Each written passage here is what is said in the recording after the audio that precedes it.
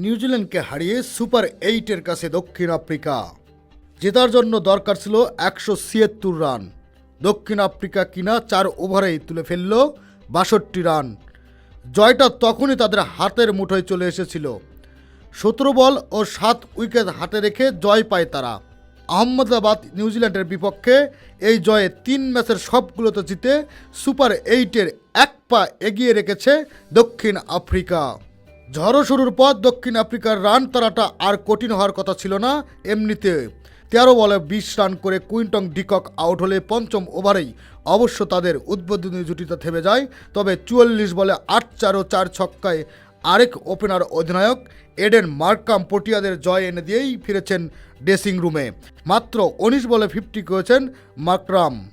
দ্রুত 50-র কয়েকটি রেকর্ডও করেছেন নিজের নামে। 2016 সালে ইংল্যান্ডের বিপক্ষে কুইন্টন ডিককের 21 বলে 50 ছাড়িয়ে এখন টি-20 বিশ্বকাপে দক্ষিণ আফ্রিকার দ্রুততম 50-এর রেকর্ডটা তারই।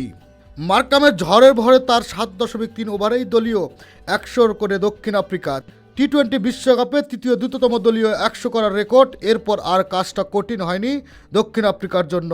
শুরুতে ব্যাট করা নিউজিল্যান্ডের রানটা এক সময় 200 ছাড়িয়ে যাবে বলেই মনে হচ্ছিল। পাওয়ার প্লের 6 ওভারে 83 রান তুলে ফেলে তারা। ততক্ষণে যদিও 3 উইকেট হারিয়ে ফেলেছিল। 14 ওভারে তাদের রান ছিল 138। তবে হুট করেই 7 রানের ব্যবধানে 7 উইকেট হারিয়ে ফেলে নিউজিল্যান্ড। পরে আর বেশি দূর যেতে পারেননি।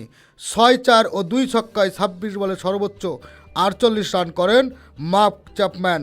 দক্ষিণ আফ্রিকার মার্ক কোয়েসেন্ট নেন 4 উইকেট। খেলাধুলার আপডেট নিউজ পেতে চ্যানেলটি সাবস্ক্রাইব করে আমাদের সাথেই থাকবেন।